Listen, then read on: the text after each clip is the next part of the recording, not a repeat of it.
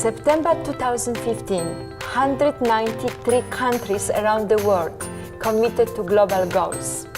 Over 100 celebrities, including Cate Blanchett, Malala, Bill Gates, Meryl Streep, One Direction, Hugh Jackman, Jamie Oliver, Matt Damon, Pink and Leonardo DiCaprio participated in the launch of these goals, known as the Global Goals for Sustainable Development.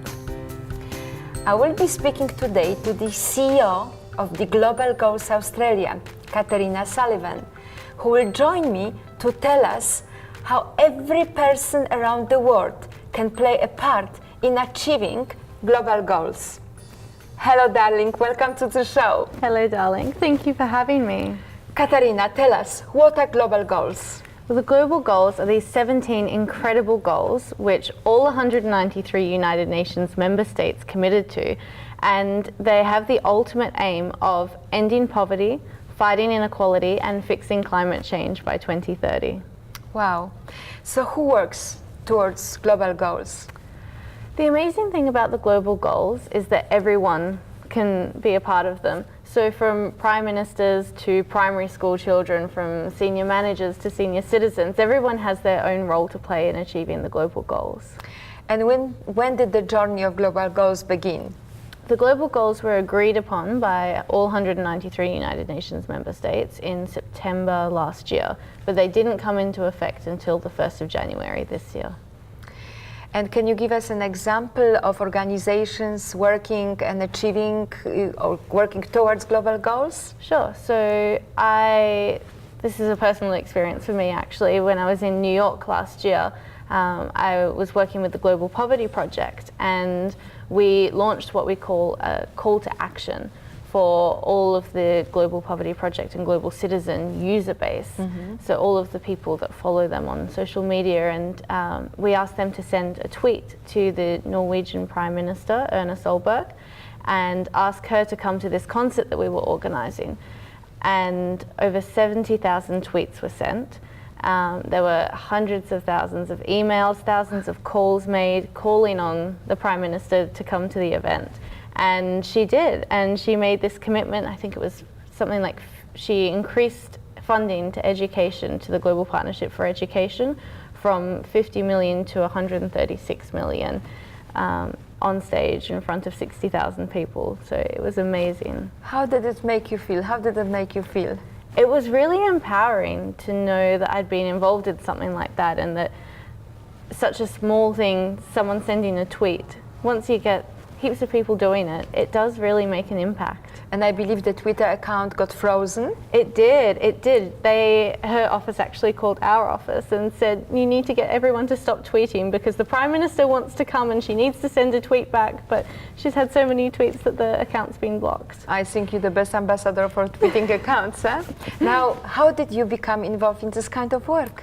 I actually got involved through my mentor, David Goldstone, who's also a very close friend of mine, and he put me in touch with the Global Poverty Project offices in New York and said I should send through my CV, which I did, and they asked me to go over for 3 months and help them organize this concert called the Global Citizen Festival. Mm-hmm. And we had over 60,000 people in attendance. We had Beyonce, Coldplay, Ed Sheeran and Pearl Jam as our headliners. We had 20 world leaders come on stage and make commitments to eradicating poverty. So it was an amazing experience. What experience, and what happened then?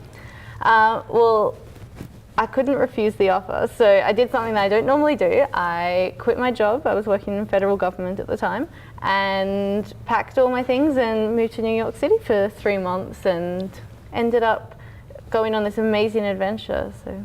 And how do you feel about it today when you look back? I don't regret it at all. While I was there, I met Richard Curtis. You might know some of Richard Curtis' work. He wrote Mr. Bean and Love Actually and Bridget Jones' Diary, so some great movies, and my favourite TV show as well. And he is one of the ambassadors for the Global Goals, appointed by the United Nations Secretary General. And we were working in the offices together, and I told him, I thought his work was amazing, and I told him that I had this vision of what we could do in Australia, and it all sort of went from there. And then, what followed then? What followed? Well, I got back to Australia and noticed that the global goals just weren't anywhere. I mean, in New York, they were painted on walls, they were on billboards, on bus stops, on buses, they were everywhere. But here, they just somehow skipped Australia. And I said to Richard, you know, this can't happen. We can't let the global goals fly under the radar here. We need to do our part to achieve them. And so I proposed that we start up an Australian-focused campaign that works on achieving the global goals.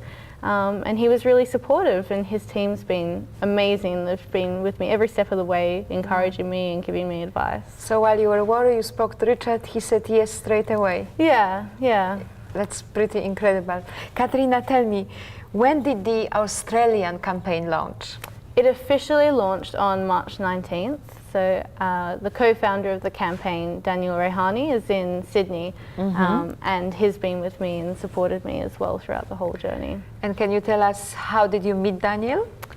I think I'm becoming a bit of a social media mogul at the moment, but we met over LinkedIn. I was looking for global goals advocates on LinkedIn, and I saw his profile and we started chatting. I went to Sydney to meet him. I was in Canberra at the time, and yeah, we just decided to go from there. And he's just the best co-founder, and he's the chairperson of the board. I couldn't ask to work with anyone better. He's been amazing.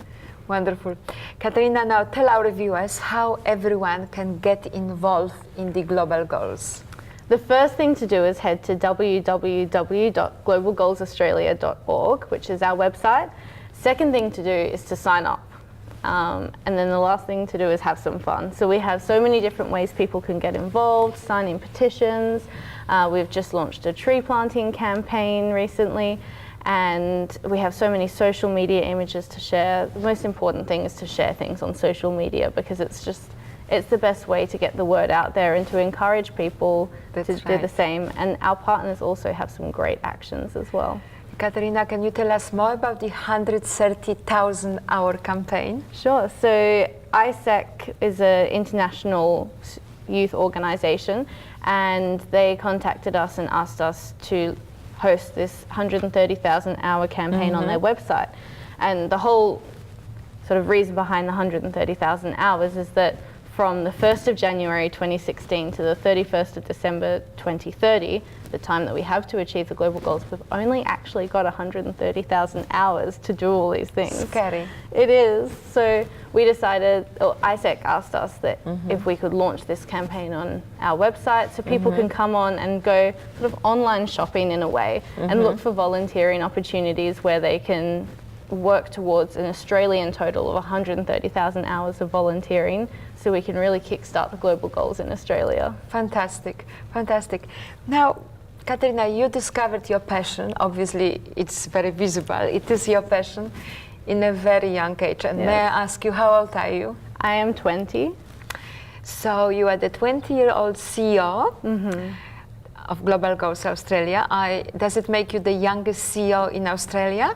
I'm not too sure. I'd have to go and check that. Social media question? Or maybe the youngest CEO in the world? Maybe. I'm not too sure. So you discovered your passion in such a young age. Now, what's your advice to people, to viewers out there that haven't found their passion yet? Definitely to keep searching. There is something out there for everyone, even if it's not so apparent right now. But there's so many amazing ways you can become involved in the world, and it might be through some volunteering opportunity, it might be through just stumbling across something, but definitely keep searching. And Katerina, where do you see Katerina Sullivan in 2030? United Nations Secretary General would be nice. I'm joking. It's something that I definitely aspire to, is working my way up through the different ranks to be in a position where I'm making the biggest impact possible. But life has a way of sort of twisting and turning the path I'm on, and I never thought I'd be sitting here spearheading the Global Goals Australia campaign, but here I am. You certainly have a fantastic role models. Katerina, tell us, where to from here for Global Goals Australia? I really think the only way is up. I mean, we want to eventually have offices all around the country and be leading a lot of different campaigns, leading a lot of different events for people to get involved with, really expanding our partnership base. There's so many NGOs out there that are doing incredible work, and we'd love to get involved with them. And yeah, I see us going places. Katerina, I would love to chat. Thank you for all the wonderful information, but we have to finish because we have only 130,000 hours left. I know, I've got to get back to it. Thank you. Thanks for being on Hello Darling. Thank and you. All the best for achieving your goals. Thanks, Barbara.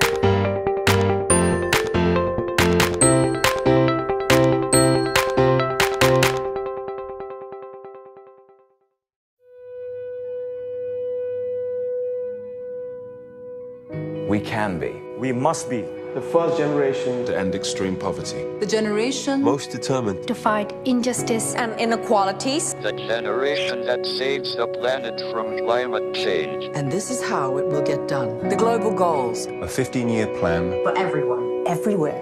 With no one left behind. We will live in a world Where nobody anywhere lives in extreme poverty.